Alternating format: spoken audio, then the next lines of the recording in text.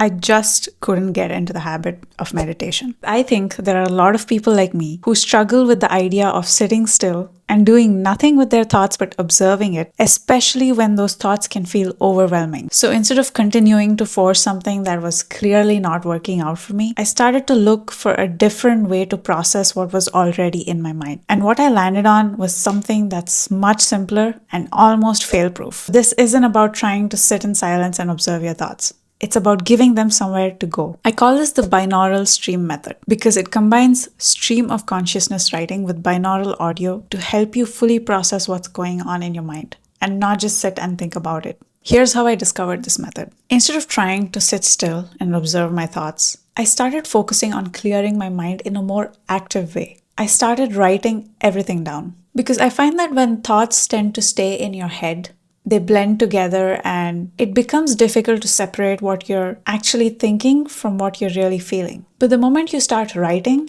you actually see your thoughts. You slow down just enough to begin noticing what's actually there. And that was just phase 1. I built the habit of journaling and writing all my thoughts and feelings down. And over time, I found more layers to add on top of it. Layers that help me go deep into my own psyche. Now, I'm not saying that this is better than meditation or this is the only way to work through your thoughts. There are a lot of different tools and approaches that can work for different people. This is simply something that worked for me when meditation didn't. And if it works for you the way it did for me, I genuinely want to hear about it. So let me know in the comments below. But I'll be honest with you. If you're someone who tends to avoid facing your own shadows or uncomfortable truths, then this might not be for you. Okay, so let's get into it.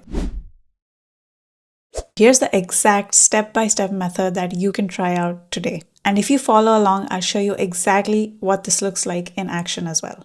Step 1. Start with a real question or feeling. Sit down with something specific, a feeling that you haven't been able to shake, or a thought that keeps coming up in your mind. It could be any situation that's bothering you more than it should, an area of life that you feel stuck in, or even just a vague sense of discomfort that you haven't fully understood yet. For example, I feel behind in life. Write this down on paper or put it in a document or your notes or whatever is comfortable. The starting point matters because it gives your mind something to work through instead of drifting aimlessly. Step 2. Create a space where you can actually focus.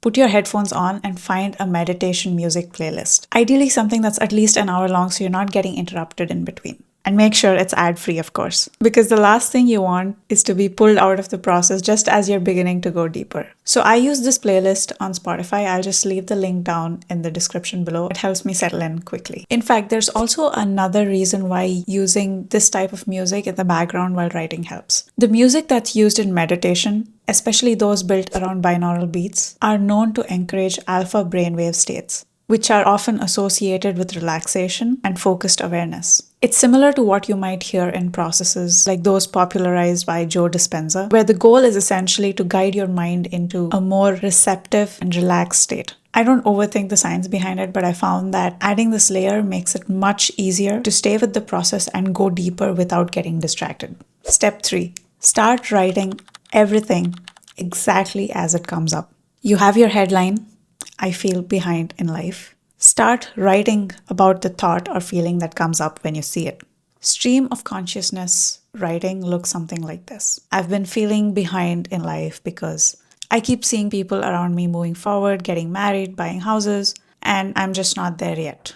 It feels like everyone's hitting these milestones at the right time and I'm somehow off track. But at the same time, I know I haven't really put an effort to move in that direction either. So yeah, there's really no structure to this. There's no pressure to put them in a really clean way either. I just let everything come out exactly as it is. Even if it's repetitive, even if it contradicts itself, and even if it's just messy or unclear. Because if you start filtering what you're writing, then you're no longer being honest. And if you're not being honest, you're not really processing anything in your subconscious. So the goal here isn't to write something good, it's to empty everything that's in your head. Step 4. Stay long enough in this process to move past resistance. So if you're not used to journaling or writing and you're doing this for the first time, the first 10 to 20 minutes can feel hard or forced. It's like you're forcing yourself to have thoughts or opinions about what you just decided to process, like why you feel behind. And that's good. Think hard about it. You need to go deep into why you feel this way. And it might feel like you're repeating the same things over and over again without really getting anywhere. And the first few minutes, it can feel like maybe you're going in circles without really getting anywhere. And you might have a strong urge to stop because it doesn't feel productive yet. But you need to keep going. So for me, I've seen that every time I do this, it usually takes about 10 minutes to get into that meditative, clear, focused state of mind. So until then, just keep brain dumping onto the paper. And if you stay with it, you'll see that something starts to change. Somewhere around the 15-20 minute mark, the tone of your writing will begin to shift. You move from writing what you're feeling to actually observing it and coming up with solutions. So for example, this is what that looks like in action. The tone changes when you shift into awareness or metacognition. And this is what that looks like. If I'm being honest, I can see why I feel this way. I've been spending a lot of time on things that don't actually contribute to the kind of life I say I want. I've been distracted, inconsistent, and sometimes just avoiding the harder decisions I know I need to make. So it's not that things haven't worked out for me. It's that I haven't fully committed to the path that would lead to the outcome I'm comparing myself to. So you see how if you stay with it long enough, you just moved away from expressing the feeling in words to actually having an objective perspective and commentary on those feelings and thoughts. And eventually you can even shift into affirmations to reprogram what you've been thinking. So at this point, you begin to understand why you feel this way, where it might be coming from, and more importantly, what you can do about it. You'll notice that you move into a problem-solving mode without forcing it. Step 5. Reprogramming those beliefs and thoughts looks something like this. It actually makes sense. I'm not really behind.